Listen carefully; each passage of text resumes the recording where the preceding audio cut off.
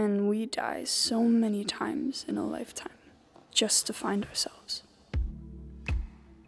What makes a person? Expectations as to what exactly we should submit to.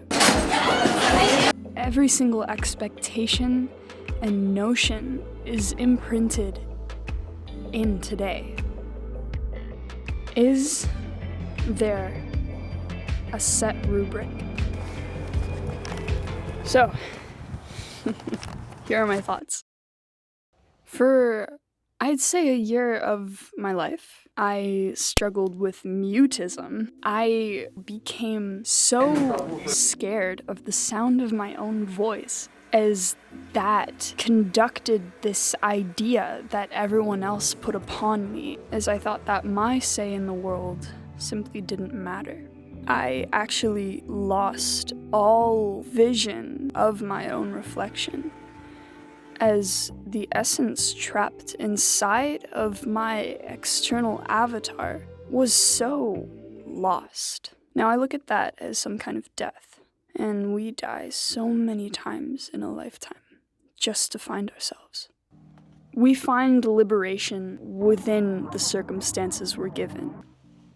There's this book by Viktor Frankl called Man's Search for Meaning.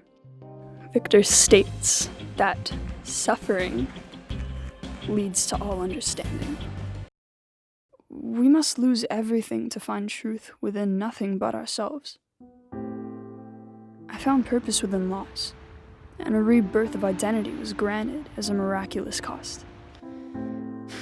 At the end of my life, gosh, life is that of a full circle of transformations. We must die to birth anew. Without this cycle, nothing may ever live to change, and without change, nothing new will ever arise. So, in a sense, death is also a negative reciprocal to life, and without one or the other, life cannot prosper as a fluid constant.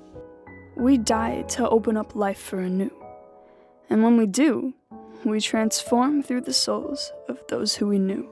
It's an infinite continuum. The only constant in the universe is no constant at all. Change. Now, back to self. What is perfection? It's nothing but an animated force hypnotizing one's internal ideals to be codependent to an almighty figment that doesn't even exist. Because the world we know is nonetheless a reflection of our own sense of living. Life as we know it is so imperfect. It fits every crack in our own journey's way. We mold and maneuver to change and grow, to die and transform and start anew. Sometimes I wish I had the lens of a newborn.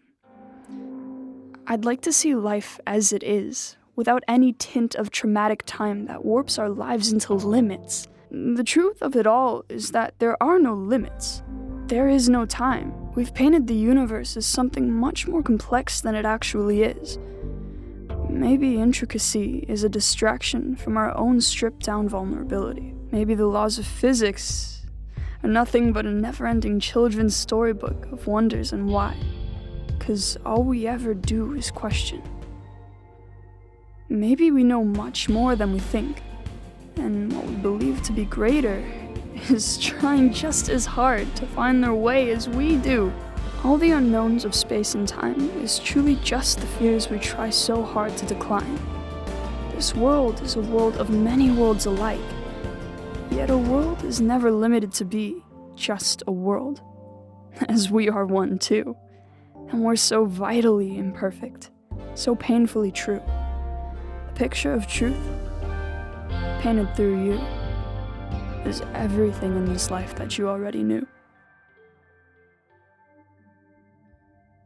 There's this concept of collapsing onto yourself, but oneself is a spirit. It's deep inside, subconscious.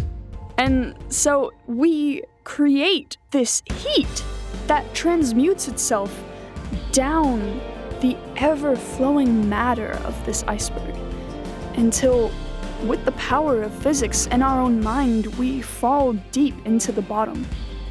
Except the bottom is only a piece of matter, a structure floating in a never-ending ocean.